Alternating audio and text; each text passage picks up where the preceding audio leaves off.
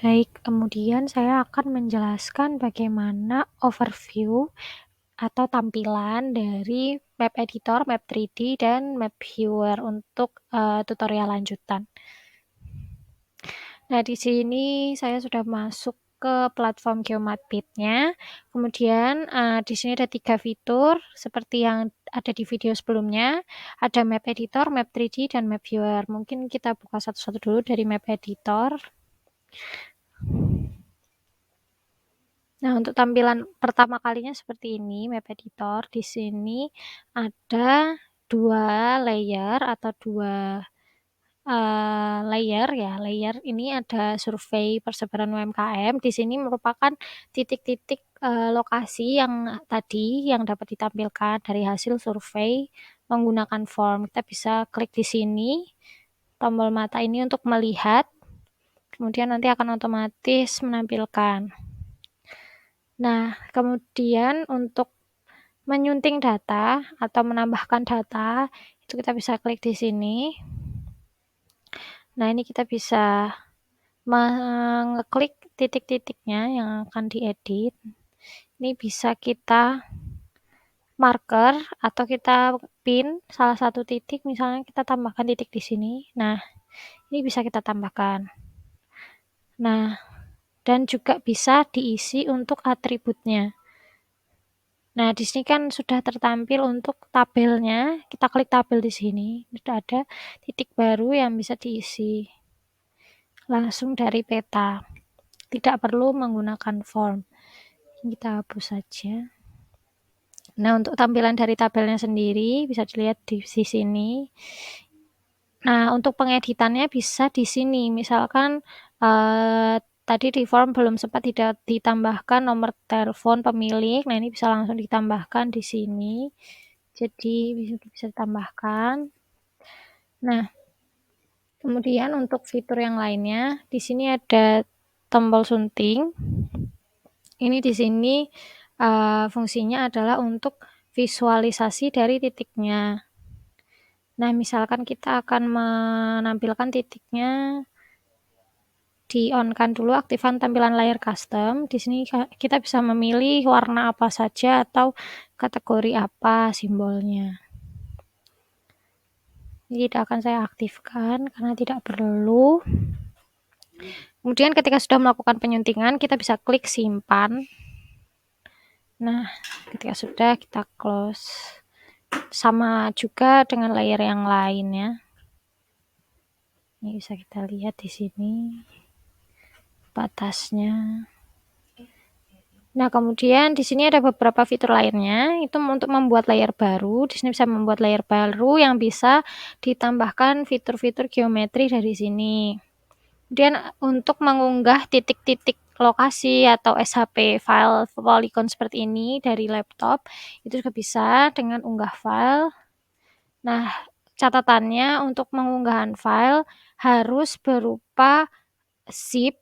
Jadi save file itu nanti ada 4 file, tipenya ada PRJ, SHP, SHX, dan DPF. Ini nanti akan dijadikan satu, dirarkat di zip, baru bisa diupload di sini. Dan batas maksimal file yang diupload harus maksimal 20 MB.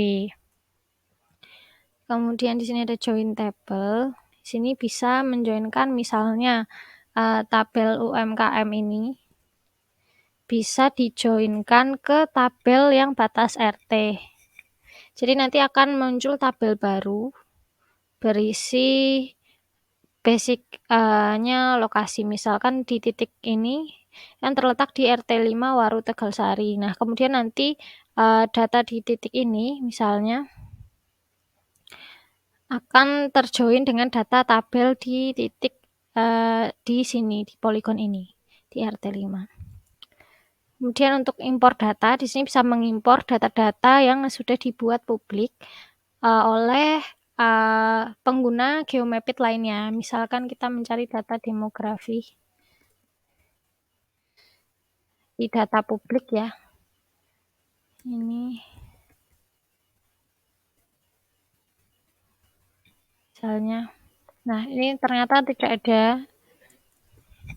Kemudian mungkin data kecamatan. Nah, ini juga nggak ada. Mungkin nanti misalkan ada data-data publik yang muncul, ini nanti bisa diimpor dari sini. Nah, untuk buat folder ini hanya pengkelompokan berdasarkan foldernya. Di sini kan ini nggak ada foldernya. Bisa dibuat folder sendiri supaya rapi. Misalnya hasil form kita buat folder sendiri. Kita buat folder. Nah, di sini koneksi internetnya nggak connect.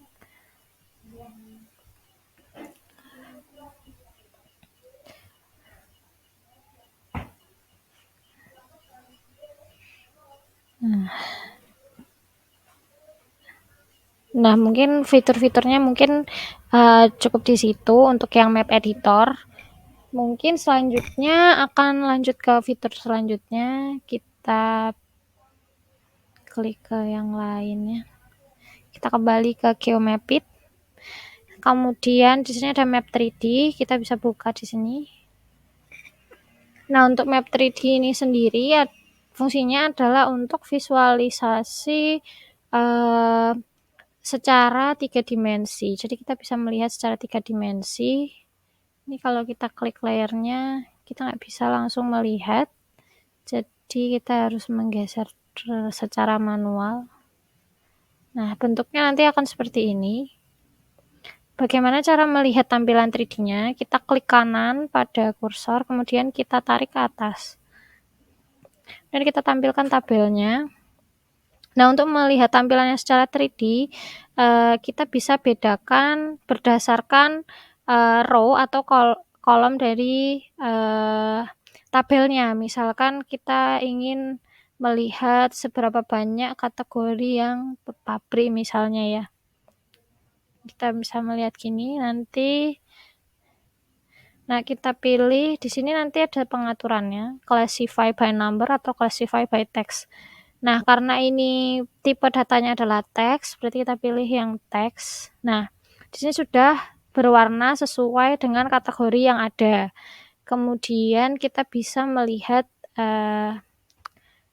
radius scale-nya untuk kita kecilkan supaya tidak terlalu besar. Nah, ini juga. Nah, kita bisa tampilkan elevation-nya. Nah, karena mungkin tipe datanya teks ya, jadi tidak terlalu terlihat nilainya.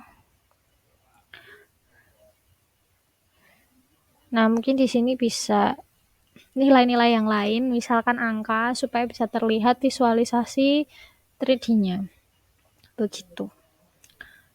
Untuk selanjutnya, kita ke fitur yang map viewer. So, tampilannya nanti pertama kali adalah seperti ini. Di sini ada insight data, kemudian ada grafik, ada jumlah, ada rata-rata, dan kemudian di sini ada foldernya. Kita buka dulu yang survei persebaran UMKM. Nah, di sini di tab kanan ini akan secara otomatis menampilkan deskripsi dari datanya. Ini kan survei persebaran UMKM ya. Ini UMKM dan ini deskripsinya apa. Kemudian di sini ada grafik tanggal survei. Tanggal 24 dan tanggal 25. Kemudian di sini ada kategori UMKM-nya. Ini bisa kita terapkan warnanya. Nah, bisa kita tampilkan. Oh, kalau kita klik salah satu, misalkan kita pilih yang Batako ya. Nah, ini hanya ditampilkan yang Batako saja. Nah, kemudian untuk yang lainnya, kita reload dulu ya. Nah,